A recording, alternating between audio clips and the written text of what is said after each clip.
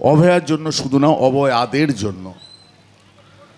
24 সালের 8ই আগস্টের মধ্যরাতে যে নৃশংসতা, বর্বরতা রাষ্ট্রের পরিকল্পনায় ঘটেছিল আর.জি. কর হাসপাতালে, আজও বিচার অধরা। সেই মেয়েটি কোন পরিবারের সেদিন আমরা জানতাম না, পরে তার পরিবারে কি রাজনীতি করছে এটাও আমাদের বিচার্য না। বিচার্য আজও বিচার পায়নি। তারপর আরও ঘটছে, বারুইপুর থেকে শুরু করে গোটা রাজ্য জুড়ে হচ্ছে। তার পরিবার বলেছিল যে রাজনীতির আঙিনায় গেলে, ক্ষমতা পেলে বিচার ছিনিয়ে আনবে। সেই কাকিমার কাছে আমাদের বিনয়ের সঙ্গে আবেদন নিবেদন রইল, আমরাও চাই বিচার পাক, অপরাধীরা শাস্তি পাক। কিন্তু এই ব্যবস্থার মধ্যে দাঁড়িয়ে শাস্তি দেবে না, কারণ দেশের সরকার যারা চালায় তারা, রাজ্য সরকার তারাই দখল করেছে। মেয়েদের প্রতি, মায়েদের প্রতি, বোনেদের প্রতি তাদের সামান্যতম ন্যূনতম সম্মান নেই।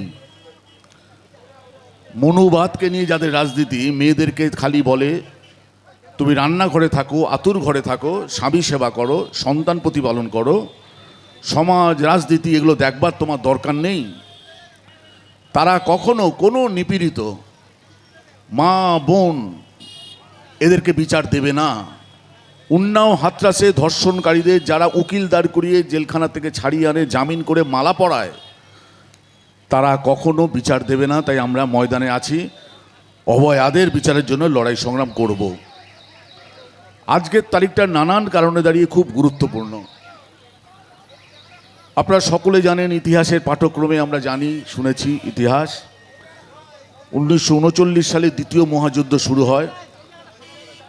41 সালে জার্মান সোভিয়েত আক্রমণ শুরু করে, আরও আক্রমণটা বাড়তে থাকে গোটা পৃথিবীতে। কমিউনিস্টরা সেই সময়কালে দাঁড়িয়ে আমাদের দেশে শুধু ব্রিটিশ যাক নয়, ব্রিটিশ তো যেতেই হবে, পাশাপাশি আমাদের দেশে শ্রমজীবী মানুষের স্বার্থে একটা এমন ব্যবস্থা হোক, তার লড়াই করছে। এই লড়াই জনযুদ্ধের স্লোগান, এই আন্দোলন চলছে। আর 42 সালে 8ই আগস্ট রাত্রিবেলায় বম্বেতে মিটিং হচ্ছে, কংগ্রেসের অধিবেশন। নেহরু প্রস্তাব দিচ্ছেন 9ই আগস্ট থেকে ভারত ছাড়ো আন্দোলন শুরু হবে, মহাত্মা গান্ধীর নেতৃত্বে করেঙ্গে গিয়ে মরেঙ্গে। এই স্লোগানে গোটা দেশ উত্তাল, ব্রিটিশকে তাড়াতে হবে। কারণ দ্বিতীয় বিশ্বযুদ্ধের মধ্যে যে সংকট তৈরি হয়েছে, খাদ্যের সংকট, মানুষের জীবন জীবিকা যে অত্যাচার বাড়ছে, ব্রিটিশকে তাড়ানোর লড়াই সংগ্রাম, সেই ভারত ছাড়ো আন্দোলনের প্রতি বেইমানি করেছিল যারা, হিন্দু মহাসভা, আরএসএস, তারা ব্রিটিশকে বলেছিল এই আন্দোলনকে দমন করো। এই ভারত ছাড়ো আন্দোলনের আজকে একটা ঐতিহাসিক দিন। আজকের দিনেই আপনারা সকলে জানেন, দ্বিতীয় বিশ্বযুদ্ধ শেষ পর্যায়ে 1945 বিজয় রথ সামিল করেছিল সভ্যতাকে বাঁচাতে স্তালিনের নেতৃত্বে সোভিয়েত ইউনিয়ন। রাইখস্ট্যাগের লাল পতাকা উঠেছিল, সভ্যতাকে বাঁচিয়েছিল। হিটলাররা যে নৃশংসতা নামে গোটা পৃথিবীর সামনে রক্ষা করেছিল সমাজতান্ত্রিক ব্যবস্থা সোভিয়েতের নেতৃত্বে, গোটা পৃথিবীতে যত এই ভাবধারা না প্রসারিত হয়, যারা ছিল সে মিত্রশক্তির পক্ষে হিটলারকে পদানত করার জন্য, সেই মার্কিন যুক্তরাষ্ট্র সেই সময়কালে দাঁড়িয়ে ভাবলো গোটা পৃথিবীতে একটা জানান দিতে হবে, এইবার এই দশক, এই শতাব্দী চলবে মার্কিন সাম্রাজ্যের নেতৃত্বে। আজকের তারিখে নাগাসাকিতে দাঁড়িয়ে ফ্যাট বয় বলে একটা মারণাস্ত্র ফেলে, ৭৪,০০০ মানুষ নাগাসাকি শহরে মারা যায়, যাকে নাগাসাকি দিবস বলে আজকের তারিখ। আমরা আজকের তারিখে দাঁড়িয়ে শ্রদ্ধা জানিয়েছিলেন। গোটা ভারতবর্ষের বুকে দাঁড়িয়ে লড়াই সংগ্রাম আন্দোলনে আমরা সামিল আছি, আজকের দিনেও আছি। কি কঠিন পরিস্থিতিতে এই আগস্ট মাস আমরা চর্চার মধ্যে আছি, মানুষের কাছে জানান দিতে চাই, আমার দেশ স্বাধীন হয়েছে হিন্দু, মুসলমান, শিখ, খ্রিস্টান সব সম্প্রদায়ের মানুষ যারা দেশপ্রেমিক, তাদের আত্মত্যাগে। বিনয় বাদল, দীনেশ ক্ষুদিরাম যেমন আছেন, আশফাকুল্লাহ খানও আছেন। তাই ভারতবর্ষের স্বাধীনতার পেছনে মুসলমানদেরও অবদান আছে, যা অস্বীকার করছে ব্রিটিশের দালাল করা দল আরএসএস, বিজেপি। হুমকি দিচ্ছে, শাসানি দিচ্ছে, বলছেন আজাদি স্লোগান দেওয়া যাবে না, আমরা দেব, প্রতি মুহূর্তে আমরা দেব আজাদি স্লোগান। যতদিন মানুষের ক্ষুধা থাকবে, এই ক্ষুধার থেকে আজাদি চাই। যতদিন বেকারই থাকবে, বেকারত্ব থেকে আজাদি চাই। যতদিন মা বোনদের সম্মান হানি হচ্ছে, এই অসম্মান, তার থেকে আমরা মুক্ত চাই, আজাদি চাই।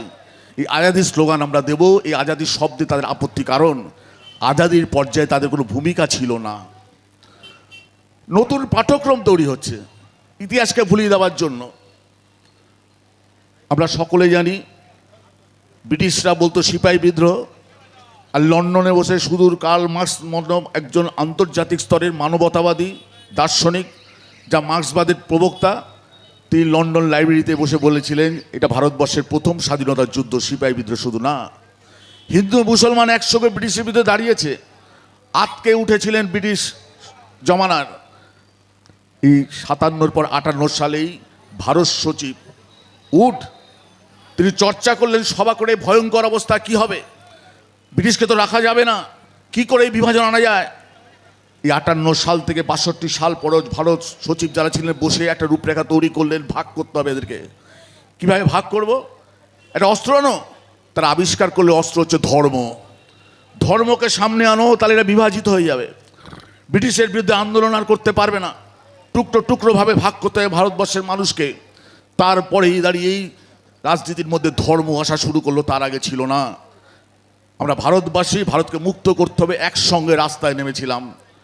ব্রিটিশের পরিকল্পনা যেটা হচ্ছে, আর সেই সময়কালে দাঁড়িয়েই একজনই মাত্র তাদের নাম শোনা যায় যারা দেশ চালাচ্ছেন, তাদের আদর্শ নেতা সাভারকার, বিনায়ক দামোদর সাভারকার আর তার ভাই গণেশ সাভারকার। তিনি ফ্রি ইন্ডিয়া মুভমেন্টে দাঁড়িয়ে লন্ডনে পড়তে গেছিলেন, সেখানে দাঁড়িয়েও আন্দোলন করেছিলেন, স্বপ্ন দেখেছিলেন তিনিও কিছু একটা করবেন। জেলের মধ্যে গেলেন, জেলে যাওয়ার পর দেখলেন, কিছুদিন কালাপাড়িতে থাকলেন। 1911 সালে মার্চ মাসের 18 তারিখ 82 নম্বর একটা সেলের ঘর, সেকে ঘর থেকে বেল বেজে উঠলো তার পাশ থেকে দাঁড়িয়ে। জেলার ঘুরে বেড়াচ্ছেন, কি হচ্ছেটা কি, দাঁড়িয়ে কি ঘটেছে, কি ঘটনা ঘটলো জেলের মধ্যে কালাপানিতে। দেখলো ইন্দুভূষণ সাহা নামে একটি ছেলে জেলের মধ্যে ছিল, অত্যাচার সহ্য করতে না পেরে সে আত্মহত্যা করে জেলখানার মধ্যে দাঁড়িয়ে। তারপর উল্লাসকর দত্ত তিনি প্রতিবাদ জানান, ওই কালাপানি যারা জেলা ছিলেন ব্রিটিশের, তাদের কাছে এই অত্যাচার কেন হচ্ছে। উল্লাসকর দত্তকে চেয়ারে বেঁধে দাঁড়িয়ে ইলেকট্রিক শক দিতে দিতে দিতে পাগল করে দেওয়া হয়। 12 বছর পাগলাগারদে ছিল, তিনি মারা যান। এত কষ্ট থাকবে জেলের মধ্যে, এ সম্ভব না। এই সাভারকার তখন চিঠি লেখা শুরু করলেন, আমি আর ব্রিটিশের বিরুদ্ধে নেই, আমি মুচলেখা দিচ্ছি। বারবার চিঠি দিচ্ছেন, ছাড়া পেয়ে গেলেন। তাদের উত্তরসূরি হচ্ছে আজকের আরএসএস বিজেপি, যারা দালালি করেছেন।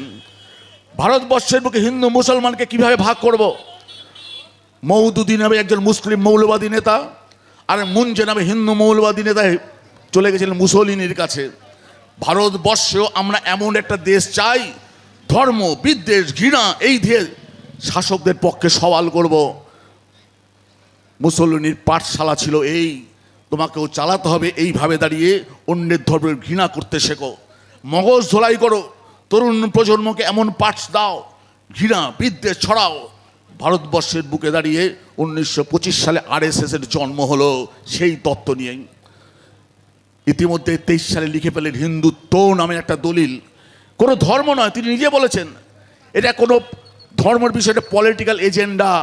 এই পলিটিক্যাল এজেন্ডা ভারতবর্ষে হিন্দু রাষ্ট্র গঠন করবার জন্য আজও সমানভাবে চলছে। প্রতিদিন প্রতি মুহূর্তে দাঁড়িয়ে ব্রিটিশের দালালি করা, বিভেদ সৃষ্টি করা একটা শক্তি, তারা দেশ চালাচ্ছে। তাই ভয়ঙ্কর দিনে দাঁড়িয়ে আমরা শপথ নিতে চাই ভারতবর্ষকে কীভাবে রক্ষা করব। তৃণমূল কংগ্রেস খারাপ আমরা জানি, তৃণমূল কংগ্রেস মানে চোর গুন্ডা ধর্ষণকারীর পক্ষে আমরা জানি, তৃণমূল সম্পর্কে আর বলার কিছু নেই। মানে বিতৃষ্ণায় ভরে গিয়েছিল, এর থেকে মুক্ত চাই এ রাজ্যকে। তাই এই রাজ্যকে বাঁচানোর জন্য অনেকে ভেবেছেন সিপিএমকে ভোট দিয়ে নষ্ট করব, এই আপদটাকে বিদায় করি। আমরা বলেছি বারবার এই আপদ যাবে ঠিক, কিন্তু বিপদ আনবেন না, মানুষ বোঝেনি। মুসলিম সম্প্রদায়ের মানুষ, তারা বেশিরভাগ মানুষ ভেবেছিলেন বিজেপিকে যদি ঠেকাতে পারে তৃণমূল কংগ্রেস তাকে ভোট দিই, আর তৃণমূল থেকে অতিষ্ঠ হওয়া মানুষ ভেবেছে একে আবার চলে আসবে না আসে, তার জন্য আমরা বিজেপিকে আনি। বলেছিলাম বিজেপি এই দল আরও ভয়ঙ্কর, সভ্যতার বিরোধী, মানবতা বিরোধী। আজকে মানুষ হাল বুঝছেন। 14 সাল থেকে মোদীর নেতৃত্বে ভারতের সরকার চলছে, একটা বিষয় বলতে পারবেন কোনো সম্প্রদায়ের মানুষ ভালো আছে? কোনো সম্প্রদায়ের ভালো মানুষ নেই, মানুষ ভালো নেই। জিনিসপত্রের দাম বাড়ছে, বেকারি বাড়ছে, দারিদ্র্য বাড়ছে, অনাহার বাড়ছে, সম্পদ লুট হচ্ছে, কয়েকটা পরিবার ফুলে ফেপে উঠছে। মোদি সরকার, কারণ তারা কর্পোরেটের সঙ্গে চলে। কর্পোরেট আর কমিউনাল নেক্সাস এই শব্দ ব্যবহার করছি। কর্পোরেট মানে বহুজাতিক কোম্পানি মুনাফার জন্য যে কোনো পথ অবলম্বন করে, আর কমিউনালে মৌলবাদ। আমরা সব মৌলবাদের বিরুদ্ধে। যদি মুসলিম মৌলবাদ হিন্দুদের ঘৃণা করতে শেখায় তার বিরুদ্ধে, হিন্দু মৌলবাদ মুসলিমকে ঘৃণা করতে শেখায় আমরা তারও বিরুদ্ধে।